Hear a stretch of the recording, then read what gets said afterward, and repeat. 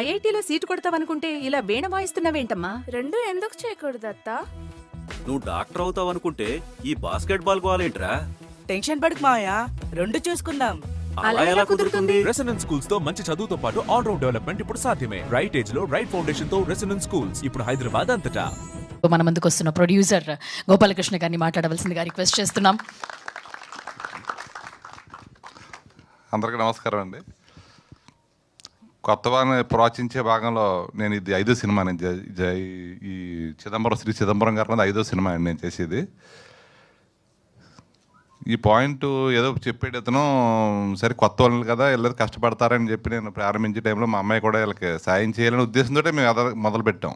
అయితే అలా చెప్పింది వేరు, తర్వాత జరిగింది వేరు. దీనికి నటినట్లు అందరూ టెక్నీషియన్స్ అందరూ కొత్త వాళ్ళు పెట్టాం. కానీ మిగతా ప్రొడక్షన్ వాల్యూస్ ఎక్కడ తగ్గకూడదని చెప్పి నేను రాజీ పడకుండా సంగీతం చందురావు గారు చెప్పినట్టు చందు గారు ఇచ్చాడు ఆ పాట, ఆ లిరిక్స్.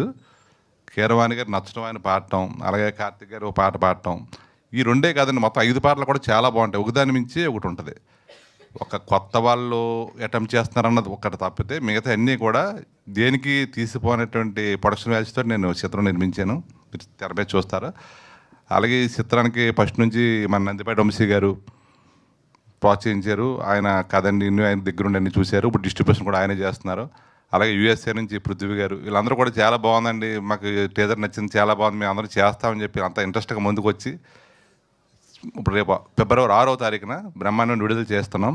అయితే ఇందాక చందు గారు అంటూ వెనక్కి ముందుకి రాలేదండి. నేను దీన్ని అఖండ డిసెంబర్ 5న ఉంటే ఆ రోజు వేద్దామని చెప్పాను నేను. వీళ్ళు బడిపడ్డారు, ఎందుకంటే నాకు అంత నమ్మకం ఉంది సినిమా మీద.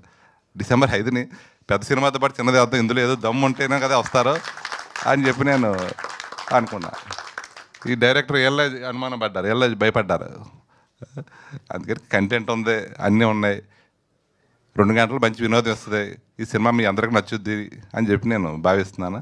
అలాగే నాకు ఈ కొత్త వాళ్ళని ప్రోత్సహించాలని తపన ఉంది కాబట్టి మీడియా వారు కూడా నాతోటి కొంచెం సాయంగా ఉండి వీళ్ళకి మళ్ళీ భవిష్యత్తు ఉండేలా కాదు, ఈ సినిమా విడుదల హిట్ అయ్యేలా కొంచెం సహకరిస్తారని కోరుతూ, అలాగే నా సినిమాలో నాకు తెలియని విషయాన్ని మానసిక వికాస నిపుణులు ఎవరో కశ్యప్ గారు చెప్పారు. ఈ పాయింట్ పాటలో ఇంత అర్థం ఉంది అంటే, మా నిజ జీవితంలో జరిగిన సంఘటనలు ఈ పాటలో ఉన్నాయనుకున్నాను తప్ప ఇంత లోతుగా ఉంటుందని నేను అనుకోలేదు.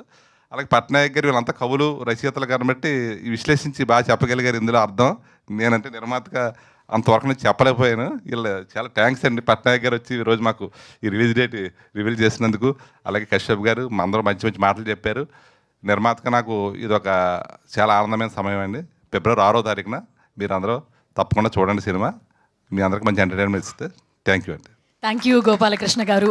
మీలాంటి వారు ఉండడం వల్లే ఒక డ్రీమ్ రియాలిటీలోకి మారుతుంది. అదేవిధంగా ఈరోజు వినయ్ ఆ సినిమాని ముందుకు తీసుకోవడం మీలాంటి వాళ్ళ వల్లే పాసిబుల్ అవుతుంది. థ్యాంక్ యూ ఫర్ ఎస్ అంతే. ఎస్, ఆ డ్రీమ్ని రియాలిటీలోకి తీసుకురావడం పాసిబుల్ మీ